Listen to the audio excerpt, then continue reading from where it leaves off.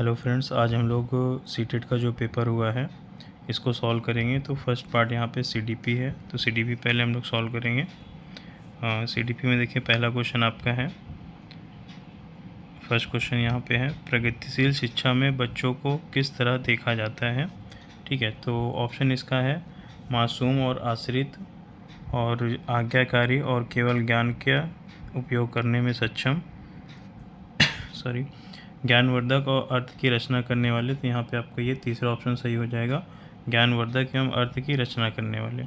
ठीक है, आगे देखिए सेकंड क्वेश्चन है यहाँ पे, छात्रों के लिए कक्षा में प्रतिक्रिया सबसे अधिक प्रभावी होती है जब, तो इसका आंसर ऑप्शन दिया गया है या छात्रों को तुलनात्मक श्रेणी प्रदान करता है, आगे है या सीखने की गतिविधि के दौरान और पश्चात भी होता है ना।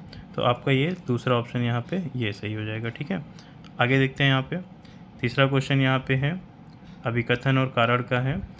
क्वेश्चन में कहा गया किशोरावस्था के दौरान जेंडर अपेक्षाओं के अनुरूप स्त्रीत्व या पुरुषत्व की परंपराओं का पालन करने के लिए दबाव बढ़ जाता है।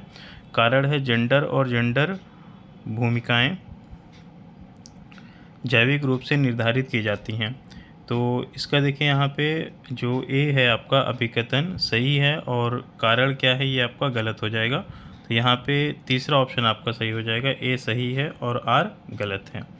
ठीक है, आगे बढ़ते हैं, क्वेश्चन नंबर 4 है यहाँ पे। क्वेश्चन नंबर 4 में कहा गया सुनीता एक 12 वर्षीय लड़की विशेष संगीत क्षमता रखती है, उसके माता पिता दोनों ही निपुण गायक हैं और वे सुनीता की आवाज़ को और बेहतर करने के लिए प्रशिक्षण कक्षा में भेज रहे हैं।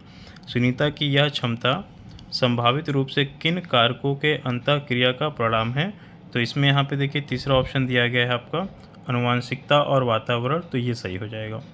क्वेश्चन नंबर 5 में आइए,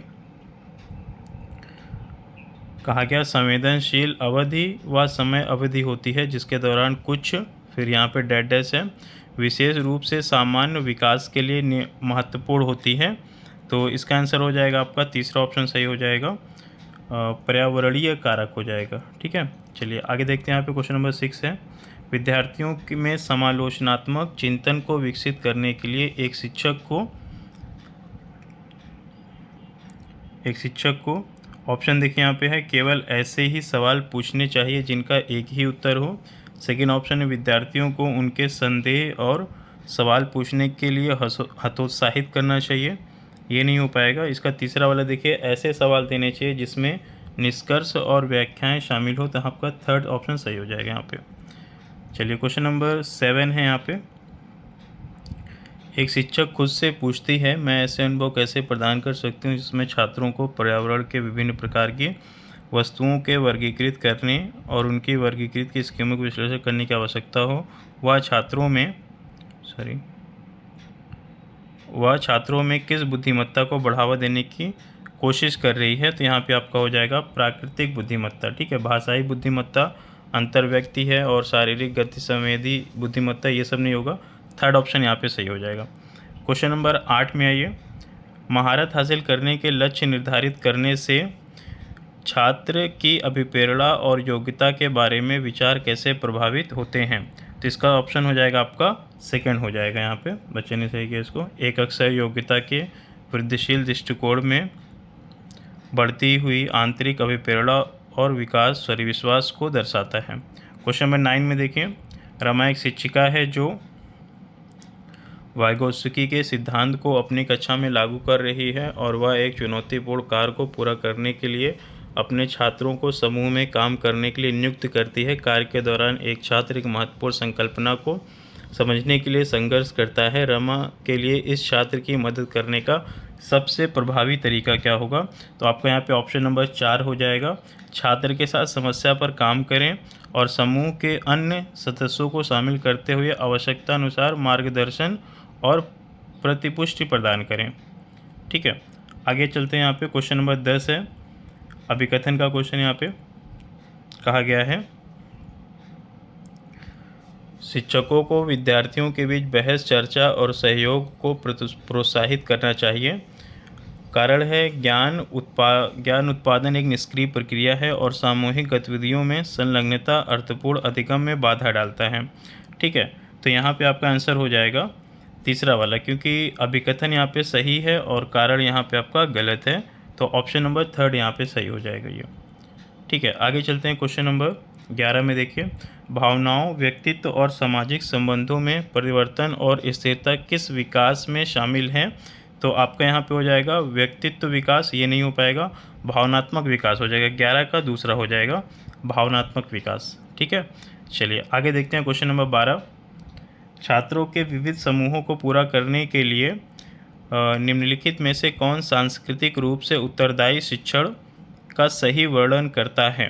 ठीक है, तो देखिए यहाँ पे आपका हो जाएगा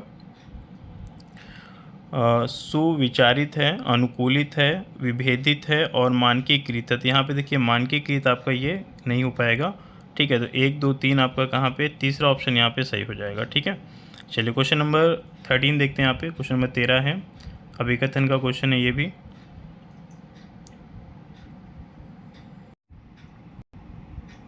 चलिए क्वेश्चन नंबर 13 है आपका, स्कूलों को उस ढांचे के भीतर कार्य करना चाहिए जो तैयार उत्पाद और सीखने के परिणामों का आकलन करते हैं।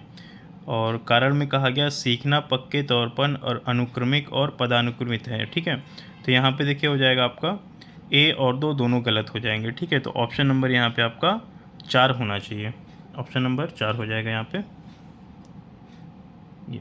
ठीक है, चलिए क्वेश्चन नंबर 15 देखते हैं इसके बाद, 14 है पहले। क्वेश्चन है, लेव वाइगोत्स्की के अनुसार भाषा और विचार के बीच क्या संबंध है? तो इसमें देखिए 4 ऑप्शन दिए गए हैं। पहला है भाषा विचार को आकार नहीं देती है, दूसरे में कहा गया विचार भाषा को आकार देते हैं, तीसरा है भाषा और विचार एक दूसरे से स्वतंत्र हैं, और चौथा है भाषा और विचार विकास की जटिल विनिमय प्रक्रिया है। तो यहाँ पे आपका 4th ऑप्शन सही हो जाएगा। ठीक है, अगला देखिए यहाँ पे क्वेश्चन नंबर 15 है, निम्नलिखित में से कौन सा सही सुमेलित युग्म है? तो इसका आंसर यहाँ पे हो जाएगा आपका क्वेश्चन नंबर 2। ठीक है, मानक छंदोबद्ध मूल्यांकन साथियों के प्रदर्शन की तुलना करता है।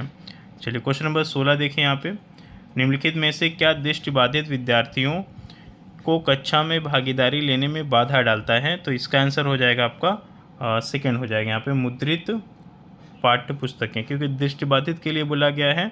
आप जानते हैं दृष्टिबाधित मतलब जिनको देखने में समस्या होती है, तो वो इलेक्ट्रॉनिक रूप से प्रारूपित व्याख्यान प्रतिलेखन ये हेल्प करेगा उनको। मुद्रित पाठ्य पुस्तकें वो पढ़ नहीं पाएंगे, समझ नहीं पाएंगे उसको, उभरी हुई रेखा वो उंगली से टच करके वो समझ सकते हैं, तो ये उनको हेल्प करेगी। और ग्राफिक सामग्री भी ये हेल्प करेगी, आपके मुद्रित पाठ्यक्रम ये हेल्प नहीं कर पाएगा, बाधा डालेगा ये। ठीक है, चलिए तो इसका सेकंड ऑप्शन होगा। क्वेश्चन नंबर 17 देखिए, बोला गया लॉरेंस कोहलबर्ग ने बच्चों के नैतिक विकास का अध्ययन करने के लिए किस विधि का प्रयोग किया है? ठीक है, तो यहाँ पे देखिए इसका सेकेंड ऑप्शन हो जाएगा बच्चों के सामने नैतिक दुविधाएं रखना और अनुक्रिया को समालोचना करना। ठीक है, चलिए क्वेश्चन नंबर 18 देखते हैं, रचनावादी शिक्षण विद्यार्थियों को अधिगम की ओर ले जाता है। ठीक है, तो 18 का आंसर हो जाएगा यहाँ पे आपका खोज आधारित अधिगम की ओर ले जाता है, तो ये पहला ऑप्शन सही हो जाएगा यहाँ पर। ठीक है, बाकी के 3 ऑप्शन अर्थहीन नहीं होगा, यंत्रवत नहीं होगा, ग्रहणशील नहीं होगा। ठीक है, ये गलत हो जाएंगे आपके। क्वेश्चन नंबर 19 देखिए यहाँ पे, क्वेश्चन नंबर 19 का क्वेश्चन है यहाँ पे, पठन वैकल्य से जूझ रहे छात्रों को पढ़ना सिखाया जा सकता है। ठीक है, फर्स्ट ऑप्शन है व्यवस्थित ध्वन्यात्मक प्रशिक्षण के माध्यम से, तो आपका यही वाला सही हो जाएगा यहाँ पे, पहला ऑप्शन सही हो जाएगा। चलिए क्वेश्चन नंबर नेक्स्ट यहाँ पे 20 है, जीन पियाजे के संज्ञानात्मक विकास के सिद्धांत यह बताता है कि, तीसरा ऑप्शन देखिए यहाँ पे, पाठ्यक्रम और बच्चों के आयु समूह व चरण को ध्यान में रखकर तैयार किया जाना चाहिए, यही आपका सही हो जाएगा क्वेश्चन ऑप्शन नंबर 3। चलिए अगला क्वेश्चन देखते हैं इसके बाद, क्वेश्चन नंबर 21 है, आप एक शिक्षक हैं जो अपने छात्रों को प्रासंज्ञानात्मक कौशल विकसित करने में मदद करना चाहते हैं, निम्नलिखित में से कौन सी रणनीति इस प्रकार के चिंतन को बढ़ावा देने की सबसे अधिक संभावना है? तो इसका आपका ऑप्शन हो जाएगा सेकंड, जहाँ पे कहा गया है कि छात्रों को अपने स्वयं के सीखने और सोचने की प्रक्रिया पर विचार करने के लिए प्रोत्साहित करना। क्वेश्चन नंबर 22 देखिए, निम्नलिखित में से कौन सा कथन स्वलीनता के संदर्भ में सही है? ठीक है, तो आपको बताना है स्वलीनता के संदर्भ में कौन सा सही है। तो फर्स्ट है, स्वलीनता वाले सभी लोगों में कम से कम एक विशेष कौशल होता है, ये बात गलत है। सेकंड में कहा गया स्वलीनता एक तंत्रिकीय विकासात्मक विकार है, तो यही आपका सही हो जाएगा। ठीक है, क्वेश्चन नंबर 22 का सेकेंड ऑप्शन हो जाएगा यहाँ पे। चलिए क्वेश्चन नंबर 23 देखते हैं। पियाजे और वाइगोत्स्की के सिद्धांतों में एक प्रमुख समानता है। ठीक है, एक प्रमुख समानता कौन सी, ये आपको बताना है। फर्स्ट में कहा गया है भाषा और विचार के बीच संबंधों के बारे में उनके चिंतन, ये नहीं हो पाएगा। दूसरा है बच्चों के विकास में चरण जैसी प्रगति पर ध्यान, ये भी नहीं हो पाएगा। तीसरा देखिए कहा गया बच्चों की स्वयं की शिक्षा में संलग्नता और जुड़ाव, यही तीसरा वाला आपका सही हो जाएगा। ठीक है, चलिए क्वेश्चन नंबर 24 देखते हैं। अभिकथन का क्वेश्चन है ये। क्वेश्चन में कहा गया है शिक्षकों और शिक्षार्थियों के बीच व्यक्तिगत भिन्नताओं का सम्मान करना चाहिए और सभी शिक्षार्थियों की आवश्यकताओं के अनुसार अपने शिक्षण को समायोजित करना चाहिए। ठीक है, तो ये तो सही है यहाँ पे। उसके बाद कारण में कहा गया है शिक्षकों को विविध पृष्ठभूमि और शिक्षार्थियों को पढ़ाते समय उनके बीच सहयोग, समूह कार्य और बातचीत से बचना चाहिए, है ना। तो ये आपका यहाँ पे गलत है, बातचीत से बचना नहीं चाहिए, बातचीत करनी चाहिए वहाँ पे। ठीक है, ताकि बच्चों को अच्छे से समझ में आ सके। तो यहाँ पे तीसरा ऑप्शन आपका सही हो जाएगा। चलिए अब अगला देखते हैं यहाँ पे क्वेश्चन नंबर 25 में कहा गया है कि किस अधिगम के रणनीति में बच्चों द्वारा दूसरों को सिखाना शामिल है जो उन्होंने सीखा है। ठीक है, तो यहाँ पे हो जाएगा पारस्परिक शिक्षण हो जाएगा आपका, लास्ट ऑप्शन सही हो जाएगा। ठीक है, पारस्परिक शिक्षण, ये लास्ट ऑप्शन सही हो जाएगा यहाँ पे। चलिए क्वेश्चन नंबर 26 देखते हैं। 26 में देखिए अभिकथन का क्वेश्चन है ये।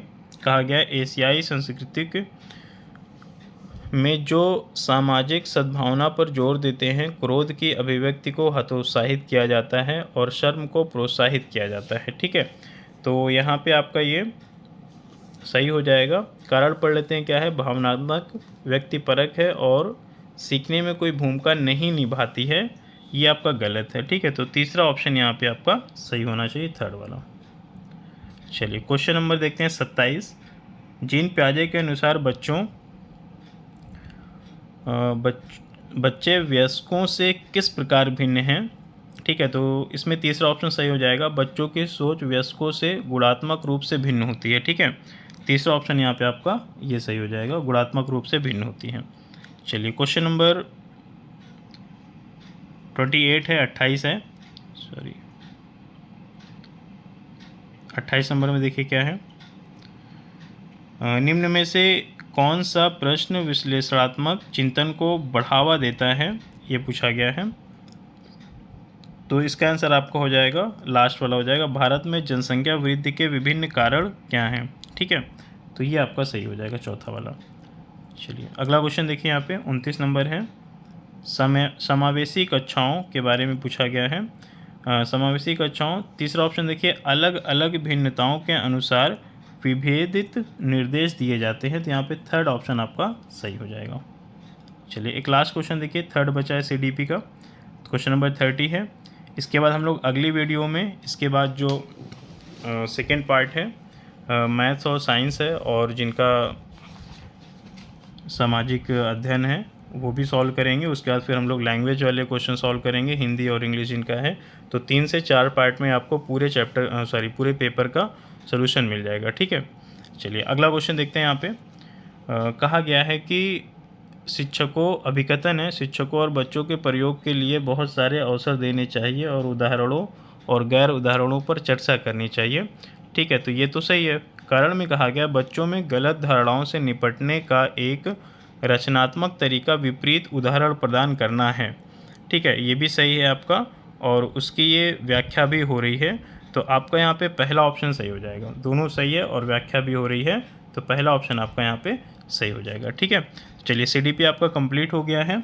आप लोग वीडियो को ज़्यादा से ज़्यादा शेयर कर दीजिएगा और अगले पार्ट में हम लोग आगे क्वेश्चन सॉल्व करेंगे।